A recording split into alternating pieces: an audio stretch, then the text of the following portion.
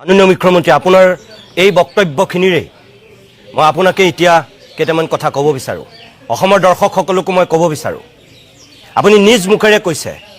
যে চাৰ্জশ্বিট কোনে দিলে বিজেপিয়ে দিলে ন্যায়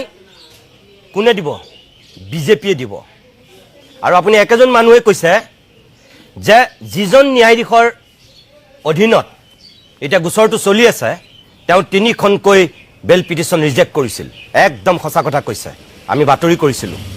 মই টক শ্ব' কৰিছোঁ নিজে সেই সন্দৰ্ভত আপুনি কৈছে শ্যাম কানুৱাৰো সিদ্ধাৰ্থই পিটিশন উইথড্ৰ কৰিছিল জামিন আবেদন উইথড্ৰ কৰিছিল আমি বাতৰি কৰিছিলোঁ কিন্তু আমি তেতিয়াও প্ৰশ্ন কৰিছিলোঁ যে জামিন আবেদন আপুনি কৈছে ভয়ত কৰিছে আমি কৈছিলোঁ ভয়ত কি কাৰণে ভয়ত কৰিবলগীয়া হ'ল যি দিল্লীৰ পৰা গুৱাহাটীৰ কোনো অধিবক্তাই সঁহাৰি নকৰাৰ কাৰণে দিল্লী পৰ্যন্ত অধিবক্তা বিচাৰি হাহাকাৰ কৰিছিল যি কলকাতাৰ অধিবক্তা আনি ইয়াত জামিন ল'বৰ কাৰণে সাজু হৈছিল ৰাতিটোৰ ভিতৰতেই সেই অভিযুক্তই জামিন আবেদন উইথড্ৰ কৰিছিল কিয় তাৰ ভয়ত গণ্ডগোলটো ক'ত আমি তেতিয়াই প্ৰশ্ন কৰিছিলোঁ আৰু আপুনি এতিয়া সেই কথাটোৱে কৈছে যিজন ন্যায়াধীশে আপুনি ক'লে যে তেওঁ তাৰ পৰা গোচৰটো নিব বিচৰা হৈছে অতৰাব বিচৰা হৈছে কোনে বিচাৰিছে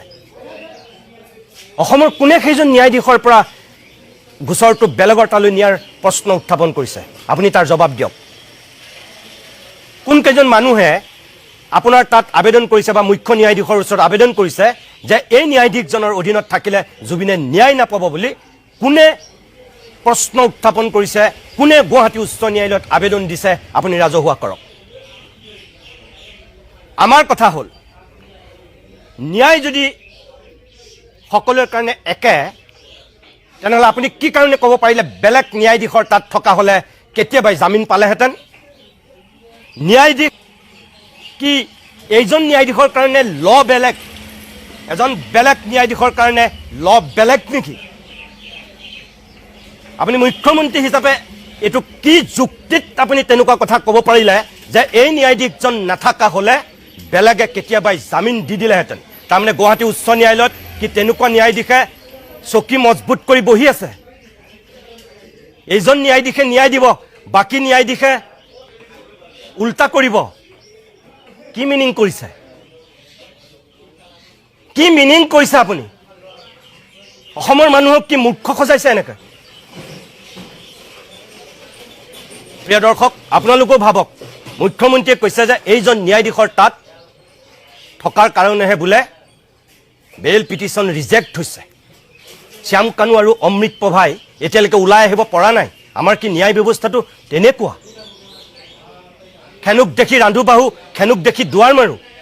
উচ্চ ন্যায়ালয়ৰ ন্যায়াধীশৰ প্ৰতি মুখ্যমন্ত্ৰীয়ে প্ৰশ্ন উত্থাপন কৰিছে আওপকীয়াকৈ এইবিলাক মানুহে যিবিলাক ভাবে আমাৰ ন্যায়াধীশ নিকা নহয় আমাৰ ন্যায়াধীশ এতিয়া ৰাজনৈতিক কেঁকুৰাৰ পাছত বন্দী তাৰমানে মুখ্যমন্ত্ৰীয়ে সেই কথাটো নিজেই প্ৰমাণ কৰিছে ৰাজনৈতিক হাতুৰাত বন্দী তাৰমানে আমাৰ ন্যায়পালিকা যদি বেলেগ ন্যায়াধীশে ন্যায় দিব তেওঁ ভয় তেওঁ শংকা কিয়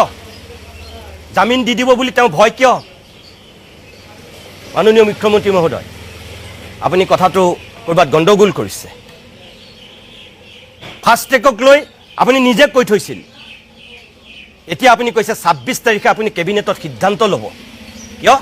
আপুনিতো চাৰ্জশ্বিট দাখিল কৰাৰ আগতে কেবিনেটত সিদ্ধান্ত লোৱা বুলি কৈছিল এতিয়া আকৌ নতুনকৈ কিয় সিদ্ধান্ত ল'বলগীয়া হ'ল ডিচেম্বৰৰ ১২ তাৰিখে চাৰ্জশ্বিট দিছিল তাৰ আগতেইতো আপুনি কেবিনেটৰ সিদ্ধান্তৰ কথা সদৰি কৰিছিল ক'ত গ'ল এতিয়া এই ডিচেম্বৰ জানুৱাৰী এই ফেব্ৰুৱাৰী পালেহি এতিয়া মাৰ্চ সোমাব এই ৩ মাহ ফাষ্ট ট্ৰেক আদালত কিয় গঠন নকৰিলে আপুনি কৈ আছে একাংশ সংবাদ মাধ্যমে এই ক্ষেত্ৰত বিপথে পৰিচালিত কৰিব বিচাৰিছে জুবিনৰ ন্যায় বিচৰাটো যদি বিপথে পৰিচালিত কৰা হৈছে জুবিনৰ কাৰণে ফাষ্ট ট্ৰেক বিচৰাটো যদি বিপথে পৰিচালিত কৰা হৈছে তেনেকুৱা বিপথে পৰিচালিত কৰা হাজাৰবাৰ নিউজ প্ৰতিদিন টাইমে বজাব প্ৰতিদিন গোষ্ঠীয়ে কৰিব ইয়াৰ কথা আপোনাক স্পষ্টকৈ আমি কওঁ জুবিনক লৈ কোনে ৰাজনীতি কৰিছে সেয়া মই নাজানো কিন্তু আপুনি আৰু আপোনাৰ দলে এটা সময়ত কি কৰিছিল দিলীপ শইকীয়াৰ পৰা পীযুষ হাজৰিকালৈকে সকলোৱেতো ৰাজপথত নামিছিল ময়ো জুবিন আমিও জুবিন বুলি কোনে কৈছিল ৰাজপথত আপুনি কৈছিলে নে নাই চাৰ্জশ্বিট দিয়াৰ পিছদিনাখনেই মই নিজেও ৰাজপথত নামি আৰু আপুনি কি বুলি যুক্তি দিছিল ন্যায়পালিকাৰ যিটো লেহেমীয়া গতি সেই গতি ক্ষিপ্ৰ কৰিবৰ কাৰণে মই নিজে ৰাজপথত নামি